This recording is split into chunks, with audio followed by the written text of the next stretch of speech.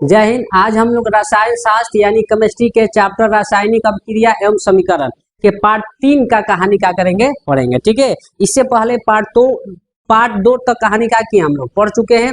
Part 1 में हम लोग क्या पढ़े थे कि रासायनिक अभिक्रिया किसे कहते हैं, रासायनिक समीकरण किसे कहते हैं, ये कितने प्रकार के होते हैं, ये पार्ट 1 में पढ़े थे। ठीक है, अब पार्ट 2 में क्या पढ़े थे हम लोग बबुआ, रासायनिक अभिक्रिया का वर्गीकरण। अरे समझ में, तो रासायनिक अभिक्रिया का वर्गीकरण टोटल हम कितना बताए थे, 12 गो बताए थे। कितना, 12 गो।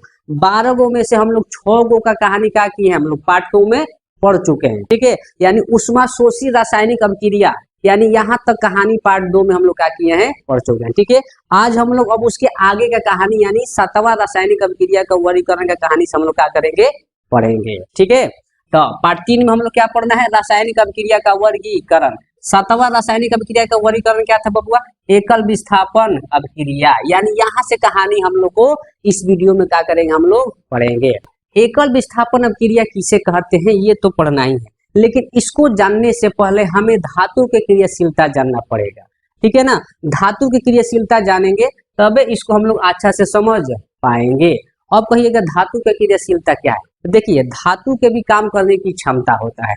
किसका धातु, कौन धातु का क्रियाशीलता ज्यादा होता है, कौन धातु का क्रियाशीलता कम होता है, ये हमें पहले जानना पड़ेगा। ये भी ऑब्जेक्टिव में एग्जाम में बहुत पूछता है कि कौन धातु का क्रियाशीलता ज्यादा है और किसका कम है। ठीक है, तो सबसे पहले हम लोग पढ़ेंगे धातु का क्रियाशीलता। तो देखिए यहाँ हम इसका चार्ट बनाए। ठीक है, इसमें हम क्या लिखेंगे, धातु हे में घर में क्या होगा, क्रियाशीलता। तो लॉजिक देखिएगा, ऊपर वाला का क्रियाशीलता क्या है, अधिक, और जैसे जैसे नीचे जाएंगे बबुआ ओकर क्रियाशीलता क्या होता जाएगा, कम होता जाएगा। क्या होता जाएगा, कम। एक मतलब ये हुआ कि जो ऊपर धातु रहेगा ओकर क्रियाशीलता ज्यादा रहेगा, जैसे नीचे जाएगा ओकर क्या होता जाएगा, कम होता जाएगा। ठीक है ना, तो देखिए सबसे ज्यादा कोनो धातु का क्रियाशीलता अगर अधिक होता है, सबसे ज्यादा तो होता है लिथियम, ओकरा बाद पोटेशियम। ठीक है, lithium, potassium, beryllium, sodium, calcium, magnesium. आ रहा है समझ में। अब कहिए कि ई क्या लिख रहे हैं सर, देखिए हई जो लिथियम जो धातु है एक क्रियाशीलता जो है क्या है, सबसे अधिक। ओकरा बाद पोटेशियम, पोटेशियम का थोड़ा इससे क्या है, कम है। ठीक है, अब आपसे पूछेगा लिथियम और पोटेशियम में किसका क्रियाशीलता ज्यादा है, तो किसका बताइएगा, लिथियम का, क्योंकि ये ऊपर है। हम आपको बोले थे ऊपर वाला का क्रियाशीलता क्या होगा, अधिक, और नीचे वाला का क्या होगा, कम। ठीक है, तो लिथियम का क्रियाशीलता क्या होगा, ज्यादा, पोटेशियम के क्रियाशीलता क्या होगा, कम। अब यहाँ देखिए सोडियम, कैल्शियम और मैग्नीशियम है ना। अब सोडियम का क्रियाशीलता क्या होगा, ज्यादा, मैग्नीशियम के क्रियाशीलता क्या होगा, कम। आ रहे समझ में। तो ये एगो चार्ट बना रहे हैं, कौन धातु का क्रियाशीलता ज्यादा होता है, किसका कम होता है, ये भी आपको दिमाग में रखना पड़ेगा। ठीक है, sodium, calcium, magnesium, aluminium, zinc, लोहा है ना। अब आपसे कोई कोई कहेगा एल्युमिनियम और लोहा में किसका क्रियाशीलता ज्यादा है, तो किसका बोलिएगा बबुआ, एल्युमिनियम का। किसका कम है, तो लोहा का। बता सकते हैं, नहीं बता सकते। Hydrogen, copper, CuHg, lead, CuHg, Ag, चांदी और है Au, है ना। लगभग इतना आपको क्रियाशीलता लगभग क्या करना है, याद रखना है, ताकि हमें ये सब सवाल अच्छा से क्या कर सके, हम लोग समझ सके। ठीक है, तो ये धातु का क्रियाशीलता है। अब आपसे पूछेगा कॉपर और एज यानी चांदी में किसका क्रियाशीलता ज्यादा है, तो किसका बताइएगा, कॉपर का। एज यानी चांदी का क्रियाशीलता क्या है, कम है। बता सकते हैं कि नहीं, क्रियाशीलता मतलब काम करने की क्षमता। ठीक है, तो ये हो गया धातु का क्रियाशीलता। अब यहाँ आइए, अब हम लोग पढ़ेंगे एकल विस्थापन अभिक्रिया किसे कहते हैं। आ रहे समझ में। तो अब ये समझ गया, तो अब यहाँ कहानी हम लोग पढ़ेंगे। देखिए गौर से, हम बार बार कहते हैं नाम में ही आंसर क्या है, छुपा हुआ है। एकल विस्थापन अभिक्रिया मतलब क्या हो, यह एगो का करेगा, विस्थापन करेगा। एगो विस्थापन का मतलब क्या, इसमें क्या होता है, एगो तत्व होगा, एगो का होगा बबुआ तत्व, और एगो का होगा यौगिक। ध्यान से देखिएगा, विस्थापन मतलब का, उसको हटा के अपने का करना, बैठ जाना। विस्थापन का मतलब हुआ आप गए, उसको हटा के अपने का किए, बैठ गए। आ रहे समझ में, तो उसको क्या बोलते हैं, विस्थापन। तो एक बात बताइए, आप उसको हटा के उसके जगह पे बैठिएगा कब, जब आपका क्रियाशीलता उससे ज्यादा रहेगा, तभी न बैठिएगा। और अगर आपका क्रियाशीलता ज्यादा नहीं है तो आप जब कहेंगे हटो हम यहाँ पे बैठेंगे, तो वो बैठने देगा आपको। लेकिन कब बैठने देगा, तो जब आपका क्रियाशीलता उससे ज्यादा रहेगा। तो अरे समझ में, तो विस्थापन में यही अभिक्रिया होता है, यही कहानी होता है। क्या होता है, इसमें क्या होगा, एक जब भी एक रिएक्शन होगा तो एगो तत्व होगा बबुआ और एगो क्या होगा, यौगिक। ठीक है, तो यौगिक में भी तत्व होगा कि नहीं होगा, यौगिक में भी तत्व होगा ना। तो हई जो तत्व जो होगा, हई यौगिक से अभिक्रिया करेगा। ध्यान से देखिएगा, एक इसमें जब भी होगा तो एगो तत्व होगा और एगो का होगा, यौगिक होगा। इस अभिक्रिया में हमेशा एगो तत्व होता है और एक का होता है बबुआ, यौगिक। तो हई जो तत्व जो होगा, यौगिक से क्या करेगा, अभिक्रिया करेगा। तो जब अभिक्रिया करेगा तो हई जो तत्वा है, इसमें उपस्थित तत्व को क्या करेगा, हटा देगा, और हटा के अपने क्या करेगा, इधर बैठ जाएगा। ध्यान से मेरे बातें सुनिएगा, हई तत्व जो है यौगिक से अभिक्रिया करेगा तो यौगिक में उपस्थित तत्व को हटा देगा और अपने ऐसा क्या करेगा, बैठ जाएगा। इसी अभिक्रिया को हम क्या कहते हैं, एकल विस्थापन अभिक्रिया। इनमें कोई को विस्थापन हो रहा है, एक हो रहा है कि नहीं हो रहा है, इससे रिएक्शन किया तो इसमें तत्व को हटा के अपने का क्रिया बैठ गया। एक बात बताइए, हई एकरा जगह पे, इसमें से तत्व को हटा के एकरा जगह पे बैठेगा को, जब हई तत्व का क्रियाशीलता इस तत्व से क्या होगा, अधिक होगा। क्या होगा, अधिक होगा। जब अधिक होगा तभी नहीं ये इसको हटा के ओकरा जगह ये पर बैठेगा, और जब क्रियाशीलता अगर अधिक नहीं होगा तो उसको हटा सकता है ये।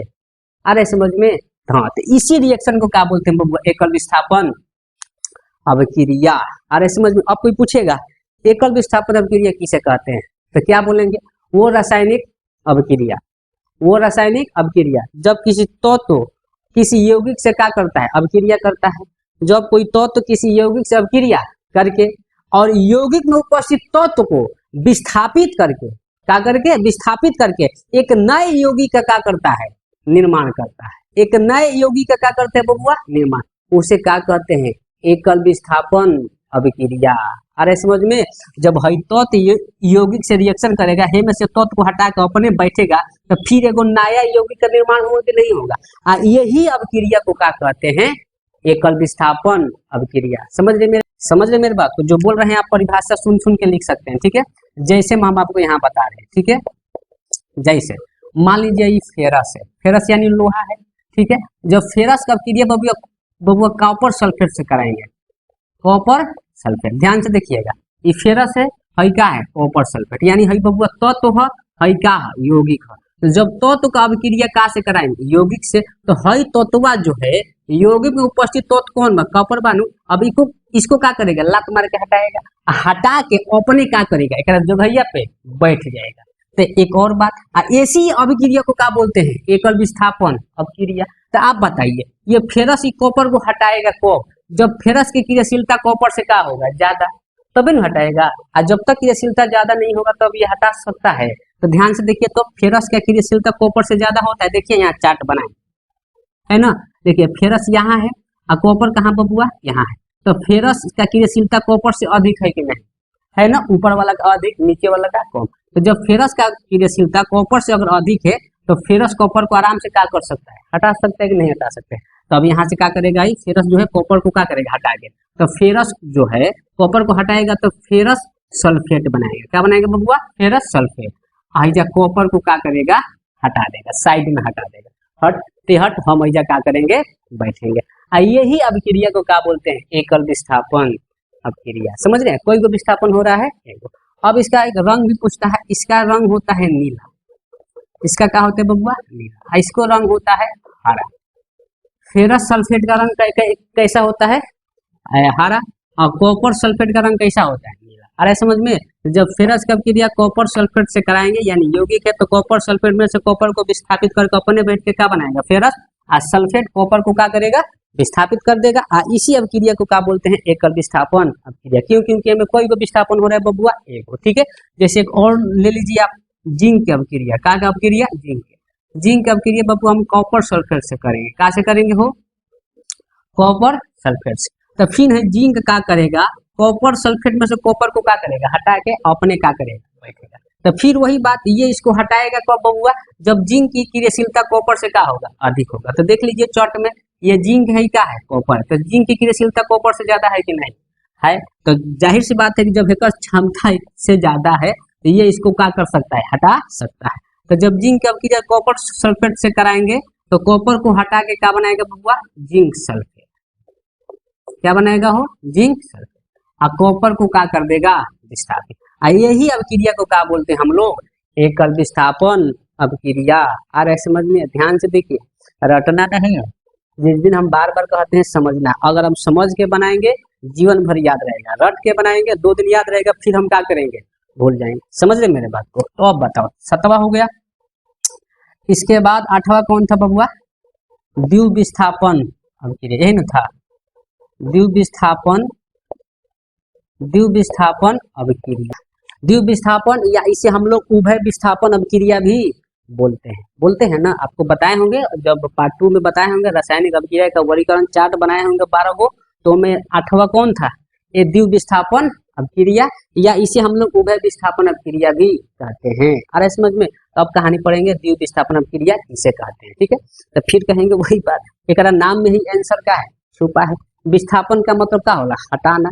तो में कोई गो अदला बदली होगा, दी यानी 2 का होगा 2। तो अब देखिए एकरा में लॉजिक क्या है, एकरा में जब भी रिएक्शन होगा तो दोनों यौगिक होगा, दोनों का होगा, ये भी यौगिक है और ये भी क्या है। लॉजिक पकड़िए याद करने का, जब 2 को विस्थापन का मतलब कैसे होगा, दोनों यौगिक होगा। जब 2 यौगिक का रिएक्शन करेंगे, ध्यान से देखिएगा, तो हेकरो में तत्व होगा बबुआ, हेकरो में क्या होगा? तत्व होगा। तो हई क्या करेगा, हेकर तत्व हेकरा घरे बैठेगा, तो ई कहेगा अरे ससुर तू हमारा घर अइबे, तो जब तू हमारा घर अइबे तो हम तोरा घरे बैठ जाए।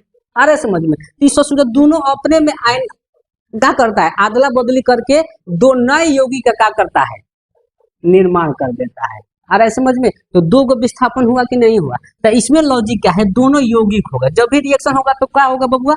दोनों यौगिक। हेकर तत्वा इसके घर बैठ जाएगा, हेकर तत्वा केकरा घर बैठ जाएगा, इसके घर बैठेगा। तो जब दोनों तत्व आपस में अदला बदली करेगा तो 2 नए यौगिक का निर्माण होगा कि नहीं होगा? तो में कोई को अदला बदली हो रहा है, तो वो इसलिए इसको बोलते हैं द्विविस्थापन अभिक्रिया। इसमें लॉजिक क्या था, एक विस्थापन। तो इसमें जब भी रिएक्शन होगा तो एगो तत्व होगा, एगो का होगा, यौगिक। ध्यान से समझिएगा, इनमें जब भी रिएक्शन होगा तो एगो तत्व और एगो का होगा, यौगिक। हेकरा में जब भी रिएक्शन होगा तो दोनों का होगा, यौगिक। अरे समझ में?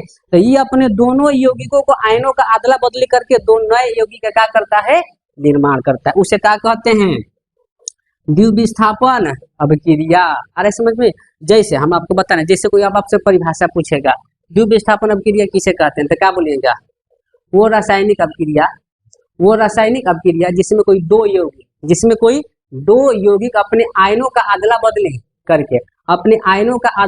करके 2 नए यौगिक का क्या करते हैं, निर्माण करते हैं। उसे क्या कहते हैं, द्विविस्थापन या उभय विस्थापन अभिक्रिया बोल सकते हैं। जैसे हम आपको यहाँ बता रहे, परिभाषा हो गया। तो जैसे अब यहाँ, जैसे जब NaCl सोडियम क्लोराइड यो का बबुआ यौगिक है, AgNO सिल्वर नाइट्रेट, ठीक है ना, ये भी यौगिक बबुआ, ये भी क्या है।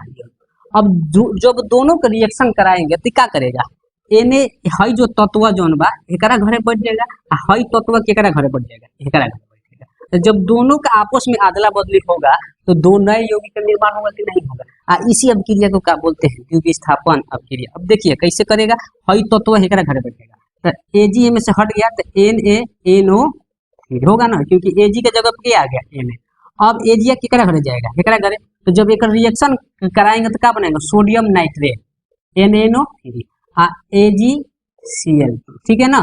अब Ag कहाँ आ गया, हेकरा जगह पे, हई केकरा जगह पे चल गया, हेकरा जगह पे। तो देखिए हई हेकरा जगह पे जाएगा तो NaNO3 बन गया, हो गया कि नहीं होगा। Ag जब हेकरा जगह पे आएगा तो क्या बन गया, AgCl2। तो बताओ 2 नए यौगिक का निर्माण हो गया कि नहीं होगा। इसी अभिक्रिया को हम क्या बोलते हैं बबुआ, द्विविस्थापन अभिक्रिया। अरे समझ में? क्योंकि इसमें 2 आयनों का क्या होता है, अदला बदली होता है। समझ रहे मेरे बात को? तो अब ये 7वां और 8वां समझ में आया। अब कोई पूछेगा एकल विस्थापन अभिक्रिया किसे कहते हैं, तो सिंपल लॉजिक, इसमें एगो तत्व होगा और एगो का होगा, यौगिक होगा। जब भी रिएक्शन करेगा तो क्या बोलेंगे, वो रासायनिक अभिक्रिया। जब कोई तत्व किसी यौगिक से अभिक्रिया करके यौगिक में उपस्थित तत्व को विस्थापित करके एक नए यौगिक का क्या करता है, निर्माण करता है, उस अभिक्रिया को क्या बोलते हैं, एकल विस्थापन अभिक्रिया। अरे समझ, क्योंकि में कोई को विस्थापन होगा एगो। जैसे में फेरस का अभिक्रिया कॉपर सल्फेट से कराएंगे तो क्या बनेगा, फेरस सल्फेट। इसका रंग नीला होता है, इसका रंग कैसा होता है, हरा। जैसे जिंक का अभिक्रिया क्या से कराएंगे, कॉपर सल्फेट, तो क्या बनेगा, जिंक सल्फेट और क्या बनेगा, कॉपर। क्लियर है। इसका रंग सफेद होता है, लिख सकते हैं। इसका रंग कैसा होता है बबुआ? सफेद। ठीक है, जिंक सल्फेट का रंग कैसा होता है? सफेद। अब द्विविस्थापन अभिक्रिया कोई पूछा तो क्या बोलेंगे? वो रासायनिक अभिक्रिया, इसमें दो गो का होगा, यौगिक होगा, वो अपने आयनों का क्या करेगा? अदला बदली करेगा, तो इसको क्या बोलेंगे? वो रासायनिक अभिक्रिया। जिसमें कोई दो यौगिक अपने आयनों का अदला बदली करके दो नए यौगिक का क्या करता है? निर्माण करता है। क्या करता है? निर्माण। जैसे क्या करते हैं बबुआ? द्विविस्थापन अभिक्रिया बोल सकते हैं। जब सोडियम क्लोराइड की अभिक्रिया कहाँ से कराएंगे? सिल्वर नाइट्रेट से, तो कार्बियम नाइट्रेट और सिल्वर का बनाएगा? क्लोराइड बनाएगा कि नहीं बनाएगा? तो ये था कौन बबुआ? द्विविस्थापन अभिक्रिया। आ रहा है समझ में? इसको आप नोट कर लीजिए, स्क्रीनशॉट ले लीजिए। अब इसका आगे का कहानी हम आपको 9वां में हम लोग का क्या था मालूम है? उदासीनीकरण रासायनिक अभिक्रिया। तब कहिएगा सर उदासीनीकरण अभिक्रिया किसे कहते हैं? तो देखिए इसमें क्या होता है, इसमें जब भी रिएक्शन करेगा तो एगो अम्ल होगा और एगो क्या होगा? भस्म। तो जब अम्ल का अभिक्रिया कहाँ से कराते हैं? भस्म से। कहाँ से? भस्म से। तो लवण और जल का निर्माण होता है, लवण और जल का। उसी अभिक्रिया को क्या बोलते हैं? उदासीनीकरण अभिक्रिया। आ रहे समझ में? इनमें दो बात। पहली का बात आप कहिएगा सर अम्ल भस्म क्या है, पूछिएगा। देखिए अम्ल भस्म का कहानी चैप्टर 2 में है 10th का। आपको उसमें आपको क्या करेंगे? अच्छा से आपको क्या करेंगे बताएंगे। अभी प्रेजेंट में इतना समझिए, अम्ल वो पदार्थ है जिसका स्वाद कैसा होता है बबुआ? खट्टा। कैसा होता है? खट्टा। और जिसमें हाइड्रोजन का होता है? उपस्थित होता है। किसका बात हो रहा है बबुआ? अम्ल का। ठीक है, अम्ल का स्वाद कैसा होता है बबुआ? तो खट्टा। इसमें क्या होता है? हाइड्रोजन उपस्थित होता है। भस्म, अब बचा भस्म। भस्म को हम लोग क्षारक कहते हैं। क्या कहते हैं? क्षारक। इसमें जो है ऑक्साइड और हाइड्रोक्साइड का रहता है? उपस्थित रहता है। ये किसका बात है? भस्म का। ठीक है, अभी प्रेजेंट में इतना याद रखिए कि अम्ल का स्वाद कैसा होता है? खट्टा। और उसमें एच रहता है। भस्म का स्वाद कैसा रहता है? क्षारक। और इसका स्वाद कैसा होता है बबुआ? कड़वा और तीखा। कड़वा और तीखा। ठीक है ना, इसका स्वाद। ठीक है, भस्म का स्वाद कैसा होता है? कड़वा और तीखा। इसमें ऑक्साइड और हाइड्रोक्साइड का रहता है? उपस्थित रहता है। ये पहचान है। ठीक है, तो अब इसमें क्या होता है? उदासीनीकरण में जब अम्ल की अभिक्रिया कहाँ से करते हैं? भस्म से, तो लवण और जल का निर्माण करता है। इसलिए उसी अभिक्रिया को हम क्या कहते हैं? उदासीनीकरण अभिक्रिया। जैसे समझ लीजिए, जैसे अम्ल HCl हाइड्रोक्लोरिक एक अम्ल है। ठीक है ना, तो HCl हाइड्रोक्लोरिक अम्ल का अभिक्रिया NaOH सोडियम हाइड्रोक्साइड भस्म है। हई का है बबुआ? अम्ल है। हई का है? भस्म। ध्यान से देखिएगा।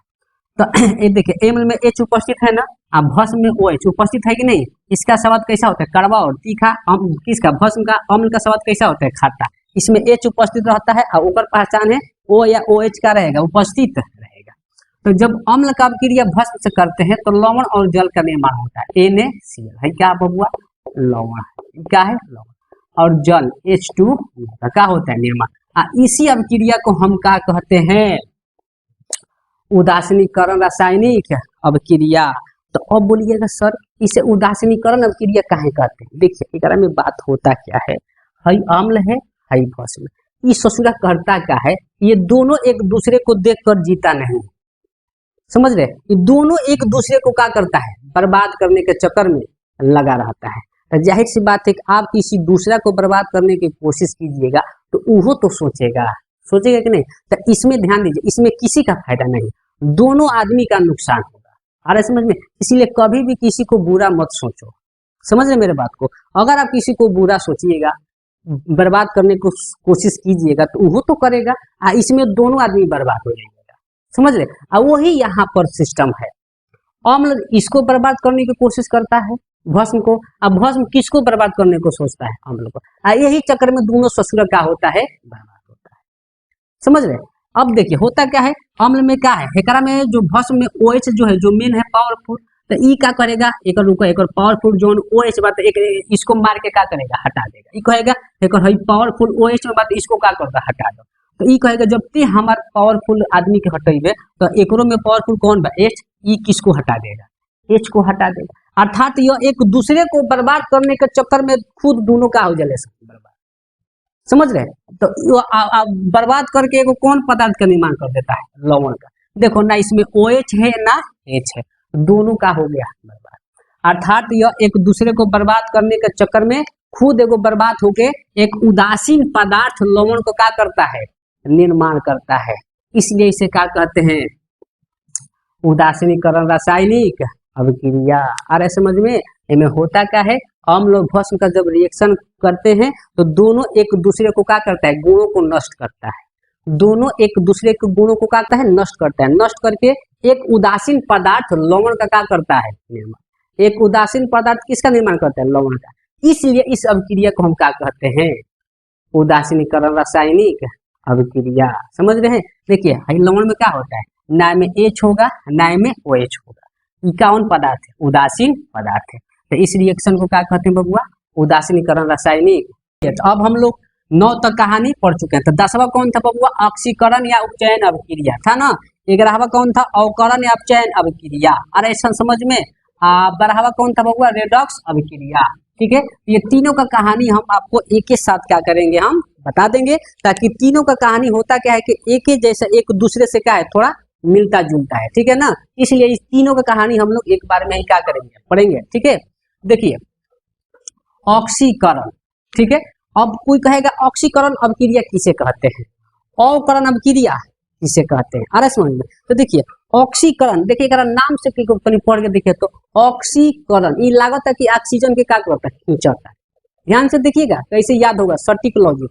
कि लग रहा है कि ऑक्सीजन को क्या कर रहा है, खींच रहा है। ऑक्सीकरण यानी नाम से लागत है कि ऑक्सीजन की खींचता, हेकरा नाम से लागत है अवकरण। क्या लागत है, अवकरण यानी ई लागत है कि ऑक्सीजन को क्या करता है, छोड़ता है। इसके नाम से लग रहा है ऑक्सीकरण यानी ऑक्सीजन को खींच रहा है। इसके नाम से लग रहा है अवकरण यानी ऑक्सीजन को क्या कर रहा है, छोड़ रहा है। समझ रहे मेरी बात। तो लॉजिक देखिए, ऑक्सीकरण इसके नाम से लग रहा है कि ऑक्सीजन क्या कर रहा है, खींच रहा है। तो इसमें ऑक्सीजन क्या होता है, जुटता है। तो जब ऑक्सीजन जुटेगा तो हाइड्रोजन निकलेगा।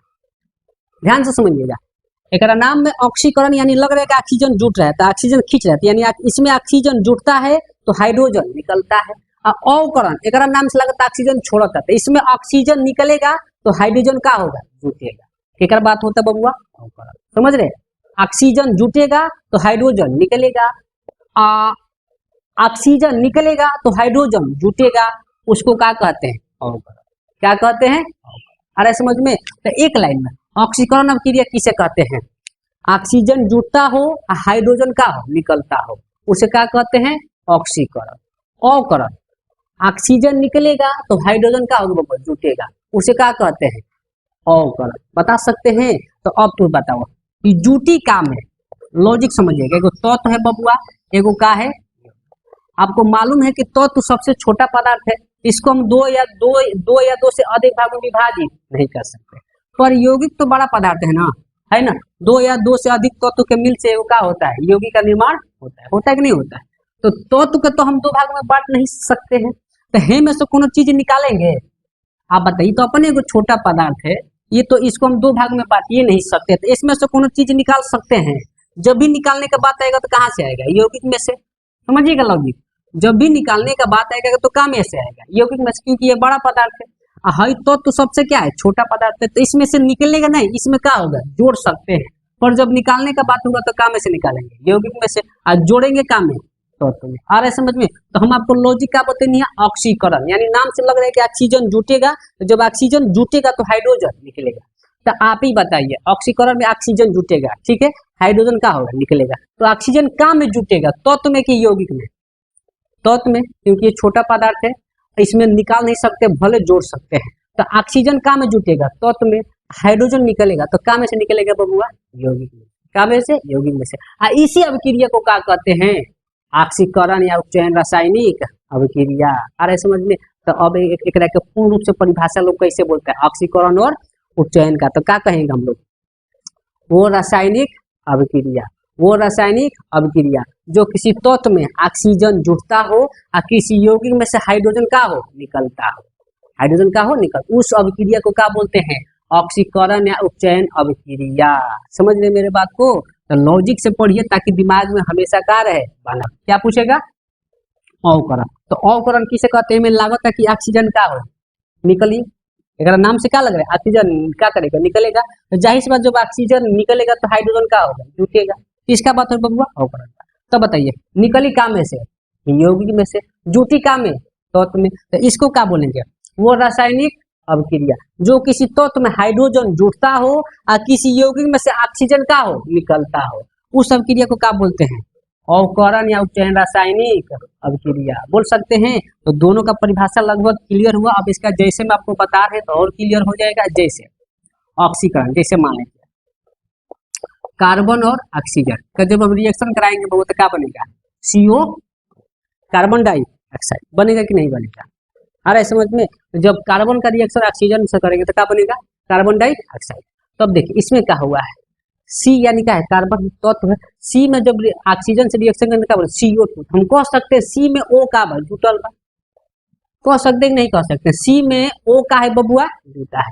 तो जब तत्व में ऑक्सीजन जुटता है तो उस तत्व को क्या होता है, ऑक्सीकरण होता है कि नहीं बोल। तब इसमें पूछेगा कार्बन और ऑक्सीजन में किसका ऑक्सीकरण हुआ, तो क्या बोलिएगा, C का, यानी इसका क्या हुआ बबुआ है, ऑक्सीकरण हुआ है। लिख सकते हैं क्यों, क्योंकि हमें मालूम है कि ऑक्सीकरण का मतलब क्या, तत्व में ऑक्सीजन जुटे और किसी यौगिक में से हाइड्रोजन का होकर निकले, उस अभिक्रिया को क्या बोलते हैं, ऑक्सीकरण या उपचयन रासायनिक अभिक्रिया। तो बोल सकते हैं C में O जुटल है कार्बन में, तो अब यहाँ कार्बन का क्या हुआ है, ऑक्सीकरण हुआ है। और परिभाषा आप ले लीजिए, मैग्नीशियम और ऑक्सीजन का रिएक्शन करेंगे तो क्या बनेगा, मैग्नीशियम ऑक्साइड बनेगा हो। मैग्नीशियम और ऑक्सीजन का रिएक्शन करेंगे तो क्या बनेगा, मैग्नीशियम ऑक्साइड। तो हमें बोल सकते हैं मैग्नीशियम में O का हो जुटल, बोल सकते नहीं। तो किसी तत्व में ऑक्सीजन जुटे तो उसे क्या बोलते हैं, ऑक्सीकरण। तो इसमें किसका ऑक्सीकरण हुआ है, तो बोल सकते हैं मैग्नीशियम का क्या हुआ है, ऑक्सीकरण हुआ है। बोल सकते हैं हुआ, किसका ऑक्सीकरण हुआ है, मैग्नीशियम का, बोल सकते हैं नहीं। अब अवकरण का रिएक्शन चलेंगे हम लोग। अवकरण किसे कहते हैं, हमें मालूम है ऑक्सीजन निकलता है, हाइड्रोजन का होता है, जुटता है, उस अभिक्रिया को क्या बोलते हैं, अवकरण। जैसे मान लो जल H+O2 हाइड्रोजन ऑक्सीजन का रिएक्शन करेंगे तो क्या बनेगा बबुआ, H2 बनेगा। कैसे बताओ, हम बोल सकते हैं कि O में हाइड्रोजन का जुटल बा, बोल सकते नहीं बोल सकते, बोल सकते हैं ना, क्योंकि हाइड्रोजन ऑक्सीजन का रिएक्शन करेंगे तो जल बनता है कि नहीं बनता है। तो बोल सकते हैं ऑक्सीजन में H का बा जुटल बा, ऑक्सीजन में H जुटल बा मतलब अवकरण हुआ बा की करा ऑक्सीजन के। तो हमें ऑक्सीजन का हम बोल सकते हैं कि नहीं बोल सकते हैं कि अवकरण हुआ है, अवकरण या अपचयन, अवकरण हुआ है। आ रहे समझ में। तो अब पूछेगा अवकरण किसका हुआ है, तो किसका बोलिएगा, हाइड्रोजन का कि ऑक्सीजन का, तो किसका बोलेगा बबुआ, ऑक्सीजन का। बोल सकते हैं नहीं बोल सकते। आ रहे समझ। देखिए ईमानदारी से एकदम इतना मेहनत कीजिए, इतना मेहनत कीजिए कि सफलता खुद आपके सामने आके बोले, ले लो भैया अब इस पे तुम्हारा ही हक है। आ रहा है समझ में। एकदम ईमानदारी से पढ़िए, एकदम सच्चे मन से, सफलता जरूर मिलेगी। बहाना मत कीजिए। बहुत से लड़के होते हैं कि हम गरीब हैं, ये हैं, हमारे पास पैसा नहीं है, ये नहीं है, इसलिए हम ये नहीं कर पा रहे हैं, हमसे ये नहीं हो पा रहा है। कुछ नहीं, आप गरीब है तो क्या, आपको तो भगवान मौका दिए हैं कि आप मेहनत करो, अमीर बनो। आप गरीबी को दोष मत दीजिए, ईमानदारी से मेहनत कीजिए। गरीब है तो क्या हुआ, गरीब है तो क्या हुआ, एक दिन ऐसा मुकाम बनाएंगे, देर से ही सही, देर से ही सही, मगर अपनी मेहनत से अपनी पहचान बनाएंगे। समझ रहे मेरे बात को। तो आप गरीबी को दोष मत दीजिए, आप ईमानदारी से सच्चे मन से मेहनत करते रहिए। आपका ऊपर वाला सब देख रहा है, क्लियर है, तो आपको वो जरूर सफलता देगा। इसलिए आप ईमानदारी से मेहनत करते रहिए। चले तो यहाँ देखिए अवकरण तक तो हम लोग पढ़ लिए, ऑक्सीकरण उपचयन अभिक्रिया और अवकरण अपचयन अभिक्रिया पढ़ लिए। अब पढ़ेंगे किसका बबुआ, रेडॉक्स अभिक्रिया। किसका कहानी पढ़ेंगे, रेडॉक्स। तो देखिए रेडॉक्स का कहता है वो रासायनिक अभिक्रिया जो में ऑक्सीकरण और अवकरण दोनों एक साथ हो। रेडॉक्स अभिक्रिया का कहता है वो रासायनिक अभिक्रिया जिसमें ऑक्सीकरण और अवकरण दोनों एक साथ हो, उस अभिक्रिया को क्या बोलते हैं बबुआ हम लोग, रेडॉक्स अभिक्रिया। समझ रहे हैं। जैसे जैसे हाइड्रोजन और ऑक्सीजन मिल के मान लीजिए जल बन रहा है। 5 मिनट में हम चल रहे हैं, ठीक। हाँ हाइड्रोजन और ऑक्सीजन, जैसे देखिए रेडॉक्स अभिक्रिया, जैसे हाइड्रोजन और ऑक्सीजन मिलके क्या बनते हैं बबुआ, जल। अरे समझ। तो एक बात बताइए, हम कहेंगे इनमें H में O जुटल बा, कहेंगे ना। तो जब H में O जुटा है तो O जुटता है तो क्या होता है, ऑक्सीकरण। तो हम बोल सकते हैं हाइड्रोजन का क्या हुआ बबुआ, ऑक्सीकरण। बोल सकते हैं H को क्या कह सकते हैं बबुआ, क्या हुआ है, ऑक्सीकरण, क्योंकि H में क्या है, O जुटा है। बोल सकते नहीं।